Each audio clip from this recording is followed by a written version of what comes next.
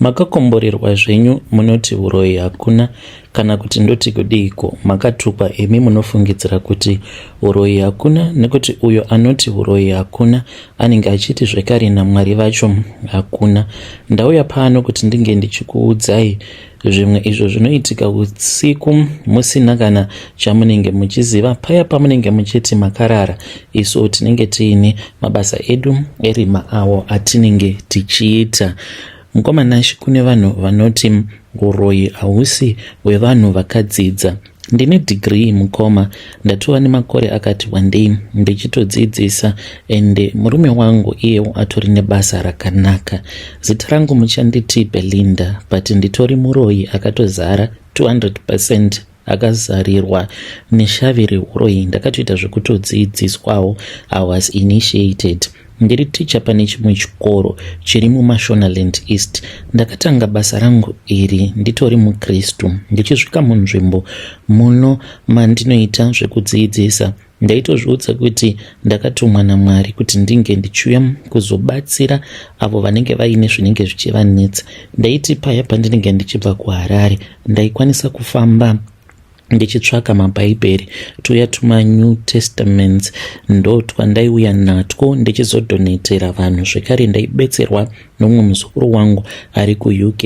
Iye aiti kana akawana maBibles then aibva achizondipa maBible iwawo ndozopota ndichipa vanhu vanotambudzika. Handina kunge ndakaziva kuti the level of spiritual attacks that I was going to get in my life, it was just going to be too much. Ndiyo advice yangu yekutanga, even though ndiri muroyi, kune avo vanenge vachida kuzoita against the devil. Usati waita against the devil, tanga waziva kuti unenge wava kuenda kuhondo. Hondo yekuUkraine neRussia zvinenge zvichitoda munhu anenge akatosimba, nekuti kana kuri kunzi unenge uri munhu anenge asina kusimba, unozvigokera moto muzeso sezvandakaita. Dai ndisina kumbogara ndakaita zvekufamba ndichidhoneta nekunamatira vanhu muvillage muno mumandiri, ndingadai ndisina kana kuzombogara ndakasangana nemaspiritual attacks. Zvino nekuda kwekuti pandakasvika paground ndaingoti I have the covering of the Holy Spirit, ndaifamba ndichinamata, ndikanzwa panenge pachinzi panenge paine urwere unenge huripo, ndofamba ndonamata. Kana ndikanzwa vanhu vanenge vachinzi vari kunetswa, zvingava zviri zvikwambo kana kuti zvishiri, ndaenda ndichinoti Holy Ghost fire ipapo, ndobva ndati vanhu vange vachitendeuka. Handina kunge ndakaziva kuti I was fighting against the devil. Ndakatanga basa iri ndiri muKristu ndichitenda muna Mwari, asiko zvino zvindiri nhengo yeEcoven. Iri idare revanhu vanoita zvekuroya, pachirungu vanoiti coven. Saka tinosangana usiku, kazhinji tinowanzo kusangana each and every day uri usiku, asi kana uri kumazuva ako hautendedzwe kuti unge uchienda kudare. Saka mukomanashi, ndakazoti nerimwe zuva ndisati ndava muroyi, ndainge ndakagara mumba mangu. Ndainge ndiri kuno kwandinogara tine macotage edu avo atinoshandisa sematicha. It was around 7 p.m. Ndakanzwa izwi rainge riri clear zvikuru richidana zita rangu katatu.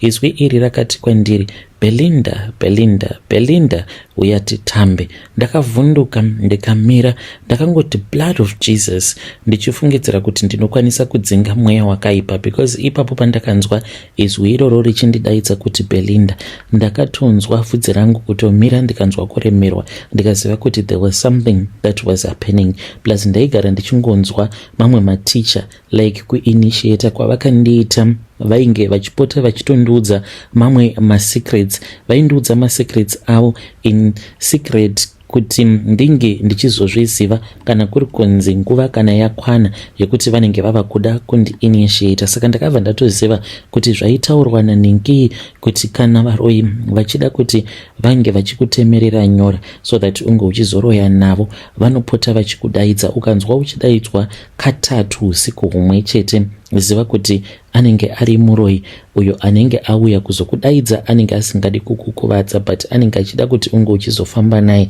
Ndikati blood of Jesus handiitirwe izvozvo. Ndati blood of Jesus kudaro ndichifungidzira kuti ndaikwanisa kuzodzinga mweya wakaipa.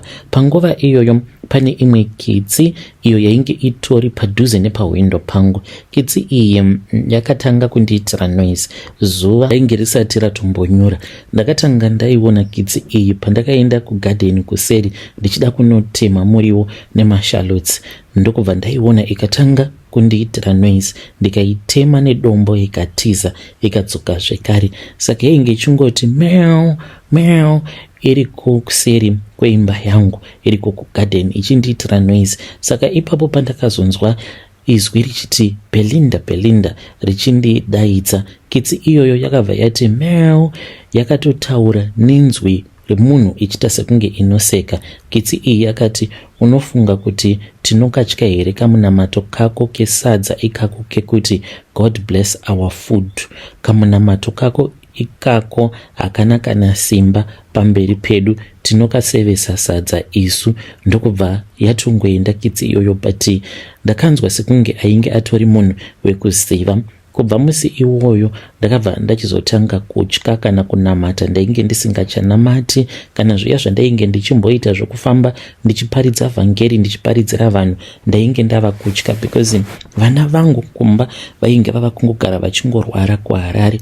Ndaingogara ndichingofonirwa because vana vangu vanogara nemunin'ina wangu, vaigara vongofona amainini vachiti kuno kumwana haasi kunzwa zvakanaka, kuno kumwana zvazoti ndichingotumidzira mari. Ndikaziva kuti ndainge ndava kurwa hondo yandainge ndisingakwanise kukunda. Saka ndakabva ndachizobvunza vamwe amai avo vatinoshanda navo, ivo vanoitawo sekunge vaita sekunge vanonamata, asi iko zvino ndava kuziva secret yavo. Takati tagara pasi tikatanga kutaura, ndichavati amai Kevi ndakavabvunza ndikati, naimi kana kuri kunzi unenge uchiti kana ukanamata then wobva warota hope uchimhanyiswa kana ukadanidzira kuti the blood of Jesus, hope idzodzo dzinozotoguma waurawa. Does it mean kuti Mwari havana simba kudarika varoi? Vakaseka vakabva vati tichazotaura usiku. Ndikati it's okay. Wakazoti wava usiku mukoma. Ndopa ndakaona amai Kevi vainge vapinda mumba mangu. Ndakashamisika, ndakavhunduka ndikati mai Kevi komapinda sei mumba mangu? Vakangoti ndokubva ndatongonyarara paya. Vakati kwandiri vainge vachida kuti ndinge ndichivatevera. Ndakamuka, asi kumuka kwandakaita, munoona mamukiro aya awo anoita undertaker, ndokumuka kwandakaita ikoko ndokutoshamisika kuti ndainge ndazvisiya ndakarara pabed. Zvinova zviri zvinhu zvakandishamisa because ndakatadza kuzvinzwisisa kuti how is it possible kuti ndinganzi ndingamuka ndozvisiya ndakarara pabed. Vakandibata ruoko rwangu because ndainge ndava kutobvunda. Chiitiko ichocho chainge chandivhundutsa zvisingaiti. Vakangondiisa ruoko rwavo pachipfuva changu kwava kutodzikamisa hana yangu. Vakabva vati vainge vachida kuti tinge tichienda kwainge kuine meeting. Takafamba mukoma ndo kuinitiatwa kwandakaitwa usiku ihwohwo. amai Kevi pavakauya vakandiudza kuti vainge vachida kuenda neni kumusangano. Saka takaenda pane umwe muti, zimuti iri riri padhuzesa nechikoro. Ndopanoungana varoi vose vemuvillage. Ndipo pacho patinoitira misangano yedu. Ndakaudzwa kuti basa rangu inini rainge rava basa rekuti ndinge ndichizoinitiata vana, especially vana vanenge vachibva kumafamilies kwekuti vanhu vacho vanenge vachinamata. Ndakaudzwa kuti ndaifanira kuti ndinge ndichizoita focus pavana vekuti vanenge vachibva kumafamilies ekuti vanhu vacho vanenge vasinganamati. Tinongoda vana vekuti vabereki vacho vanenge vari madhikoni, vafundisi, maelders kuchurch. Izvi zvinotibatsira kuitira kuti vana ava kana kuri kunzi vakazodzokera kumba vari stubborn vachiita zvavanenge vachiita kushungurudza vabereki vavo, izvi zvinozobatsira kuti vabereki vacho vange vachizosvika pakubva pana Mwari. Vanogumisidzira vasisiri vanhu vanonamata panguva idzo dzavanenge vachitarisirwa kuti vanofanira kuti vange vachipfugama vachinamata. Tinoshandisa zvikari vana vavo sema-monitoring spirits. Anenge atori ma-monitoring spirits edu avo atinoshandisa zvekare kana vari vana vevanhu vakuru vekumachechi, kana vari vana vanenge vachiiswa muzvinzvimbo kuzopiwawo zvigaro zvepamusoro-soro, kungava kuri kumayuthi. Vana ava vanozotibatsira because tinozovaitawo kuti vange vachizova varoyi. Dzimwe nguva mukomana She ndinenge ndiine mastudents avo andinenge ndakatoverenga kuti gore rino ndinhingi nanhingi wandoda kuti ange achizova muroyi. Nguva zhinji ndinosarudza vanenge vari vasikana because isusu sevanhukadzi ndisu tinokasika kugarwa nemhepo dzakasiyana-siyana dzakanaka nemhepo dzisina kunaka, nekuda kwekuti ndisu tinoumba upenyu, tinochengetedza chinenge chichiri kugadzirwa muchibereko kusvika atova munhu tichizomuzvara. Saka ndo magic yacho iripo pamunhukadzi. Kana mukaona zvichinzi vanhukadzi ndivo vanonyanyisa kubudirwa stereki kudarika vanhurume, inhau yekuti isusu sezvo tiine zvibereko zvinozobereka chinenge chichirarama, ndo zvinoita kuti mhepo dzinge dzichikasika kugara patiri than kugara pane vanhurume. Saka gore richitanga ndinenge nditori neshortlist kuti gore rinori ndikuda vana 3 kana kuti vana 4. Ndinobva ndachizovatengera zvingava zvakaita semaswitsi, makeke, ndichiita sekunge ndinovafarira, ndichivaitira maextra lessons. Saka ndinenge ndichitopota ndichitovadyisa. Ndinovadyisa ari masikati ndigovadyisa zvekare huri usiku. Kudzamara vana ava vatogarwa nemadhimoni euroyi. Iko zvinozve kubva zvandakainitiatwa semuroyi ndava nevana vanodarika 21 vepachikoro apa pandinodzidzisa. Vamwe vacho vakatopedza kutonyora ma-O level avo, vatova vanhu, vamwe vatova nedzimba dzavo, but kwavakaenda ikoko vakangotakurawo mweya weuroyi. Ndiyo secret yangu yandiinayo. Kana wagara uri muKristu, ziva kuti unenge uri patarget. Vana vako zvekare vanenge vari paart target, nekuti tinokwanisa kushandisa vana vako kuti tinge tichizopinda mumba mako, tinge tichizokudisturba. Tinenge tisingadi kuti unge uchizoramba uchinamata, nekuti kana ukaramba uchinamata unokwanisa kukanganisa zvinhu zvakawanda. Yo vedare ndo message iyo yandakatumidzirwa ichibva kuna vanzvadzi vedu vari kuti Ivo she is a teacher, vanodzidzisa pane chimwe chikoro. Zvakangooma hazvo vedu we, ngatitaurei nezvayo nyaya iyi mucomment section. Ivo vari kuti ndainge ndisingatodiwo kuti ndinge ndichizonzi ndichazoita muroyi, asi nekuda kwekuti ndainamata, but ndainamata ndisina kunyatsokuisa mwoyo wangu wose pane zvandainge ndichiita ndichinamata, ndo zvakazopa mukana varoyi kuti vange vachiita zvavainge vachinzwa kuda neni. Hanzi ndinojoinisa vana kuita varoyi. Zvakaoma, ngatitaurei nezvayo nyaya iyi mucomment section. Rekidzai tibva taenda panyedu inotevera. Nyedu inotevera yakamira sekudai. Hanzi makadi zvenyu mukoma, please post my story makamvigawo chitupa changu. Ndauyawo pano ndiine confession yangu yandiinayo. Ndakamboenda pabarika ndiri mukadzi mudiki. Ndakatanga ndichidiwa zvisingaiti. Ndakabva ndachizotanga kudududza vana vasikana. Ndakaita vasikana 3.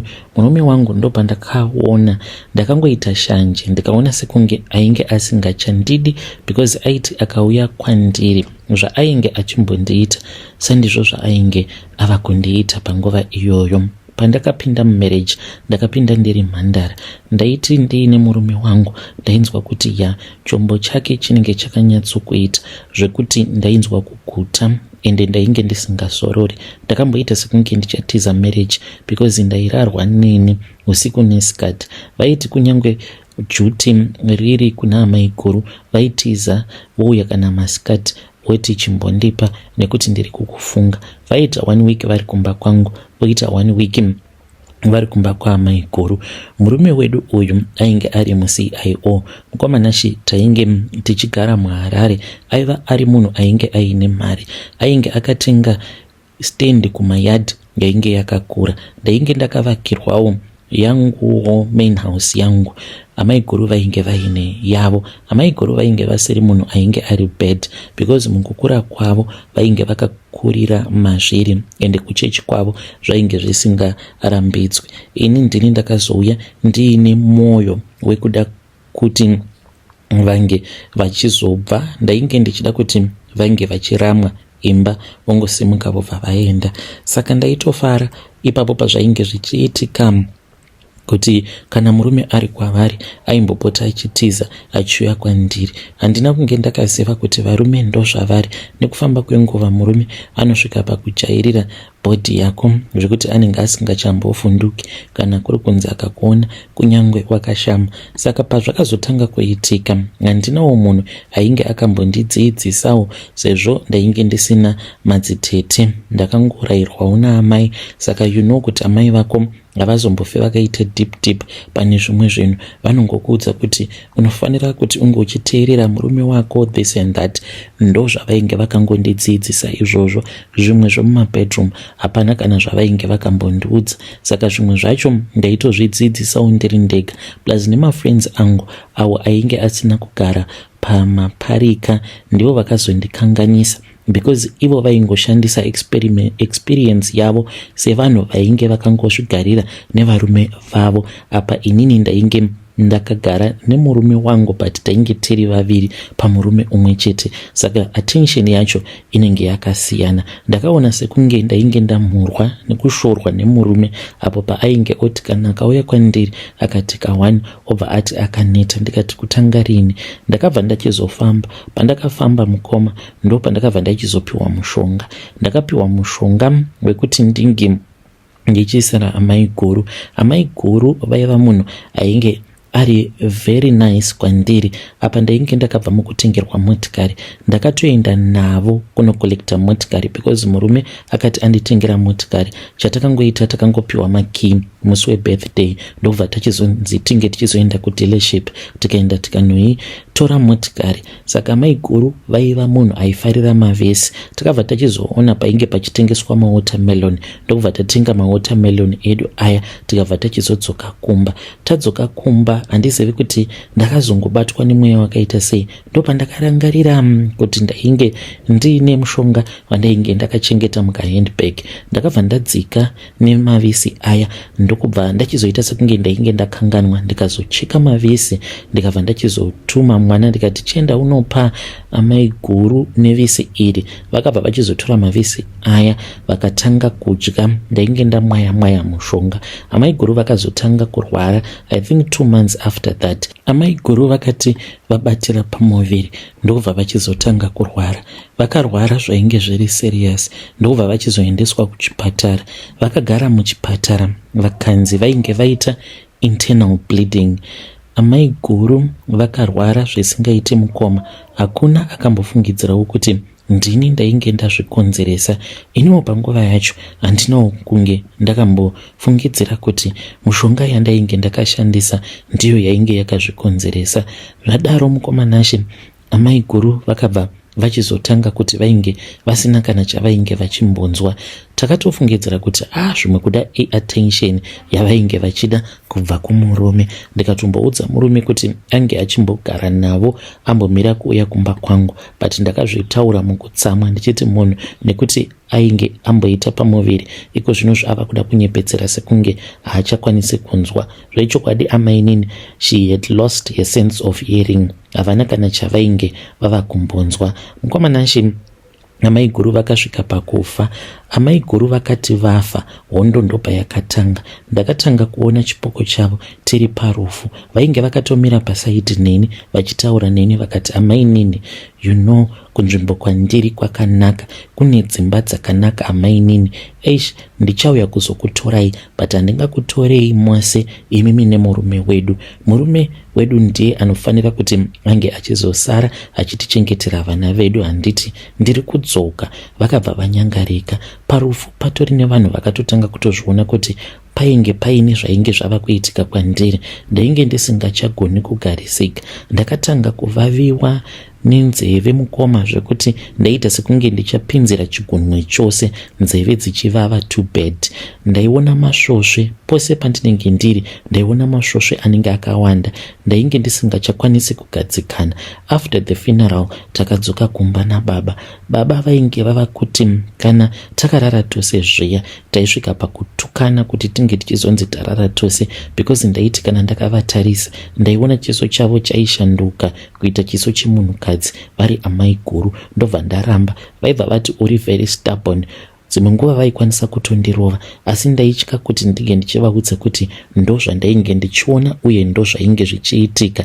Zvadaro mukoma, amai guru vaipota vachitouya takarara inini nemurume, vobva vati excuse amai nini, toda kumborarawo nemurume wangu. Vobva vatorara pakati pangu nemurume. Ndaibva ndafuratira murume. Aiti kana akangondibata mukoma ndaimuitira dzimwe hasha dzisingaiti, nekuti ndainzwa achindisvota.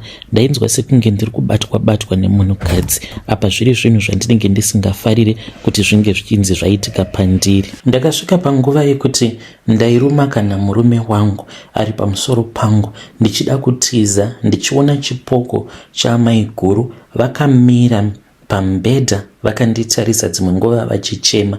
Ndakasvika pakurambwa nemurume ndichinzi ndainge ndava nemadhimoni. Apa kufamba ndainge ndisingadi zvekare, ndichitya kuti kana ndikafamba nemurume ndaikwanisa kuzobatwa, because ipapo hama dzangu dzainge dzichida kuti dzinge dzichizofamba neni, murume wangu aripo uye zvekare nehama dzake dziripo, because ndainge ndakamboedza kunyepa mushure mekunge ndaudzwa nefrendi yangu kuti kana iwo kati une munhu wauri kurota ari munhurume uyo ari kupota achiuya kuzorara newe, wobva wati munhu iyeye ari kuti akaurawa nasekuru vemurume wako, vanhu vanobva vasiyana newe, wobva vati ingozi yemudzinza. Hei mukoma, ndakabva ndanobondera, because vanhu vakabva vati nyaya iyi inotoda kutoti inge ichifambirwa tinge tichinzwisisa kuti ngozi yacho yakaparika rini ende munhu wacho ndiani. Saka ndakaramba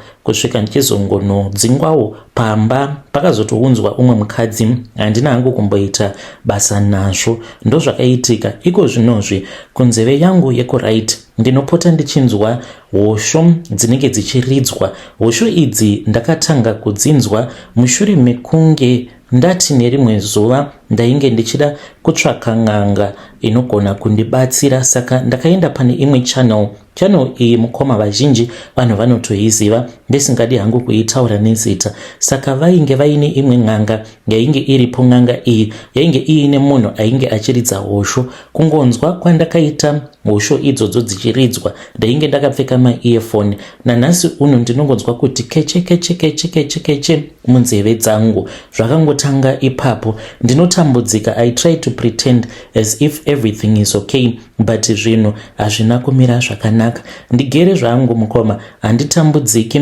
in terms of money, because murume iye akati there is no need yekuti unge uchindiendera kucourt for maintenance. Pamwedzi woga woga ndinoenda kuma-offices avo ndobva ndanopiwa mari, but peace mumwoyo handina. Ndinokwanisa kuti ndikamuka dzimwe nguva ndinoona kuti ndinenge ndadudunurwa. Ndakamboti nerimwe gore mushure mekunge ndarukwa, pandakamuka ndokubva ndaona kuti ndainge ndakadudunurwa hafu yemusoro.